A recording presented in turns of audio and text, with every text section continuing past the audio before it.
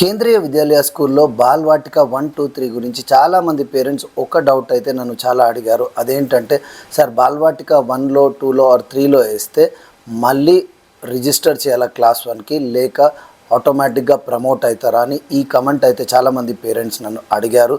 So దీనికి ఆన్సరే ఇవాళటి video. మీరు బాల్వాటిక 1, 2 are 3 దేంట్లో వేసినా కూడా ఆటోమేటిక్గా నెక్స్ట్ క్లాస్కి ప్రమోట్ అవుతారు. ఫర్ ఎగ్జాంపుల్ బాల్వాటిక 1లో వేస్తే సెకండ్కి, సెకండ్లో వేస్తే థర్డ్కి, థర్డ్లో వేస్తే ఫస్ట్ క్లాస్కి కంపల్సరీ ప్రమోట్ అవుతారు. ఫస్ట్ క్లాస్కి మళ్ళీ రిజిస్ట్రేషన్ చేసే పని అయితే ఏమీ ఉండదు. సో ఒక్కసారి రిజిస్టర్ చేస్తే టిల్ 12th క్లాస్ అది కంటిన్యూ అవుతుంది. సో బాల్వాటిక 1కి వేస్తే సెకండ్కి వెళ్తారు, సెకండ్కి వేస్తే థర్డ్కి వెళ్తారు. బాల్వాటిక 3 నుంచి క్లాస్ 1కి ప్రమోట్ అవుతారు. ఇలా ప్రతి క్లాస్కి ప్రమోట్ అవుతారు. మళ్ళీ దేనికి రిజిస్టర్ చేసే పని లేదు. హోప్ మీరు అడిగిన డౌట్ క్లియర్ అయిందనుకుంటున్నాను. మీకోసం నోటిఫికేషన్లో కూడా దీన్ని పాయింట్అవుట్ చేశారు. ఆ నోటిఫికేషన్ని కూడా ఇక్కడ చూపిస్తున్నాను చూడండి.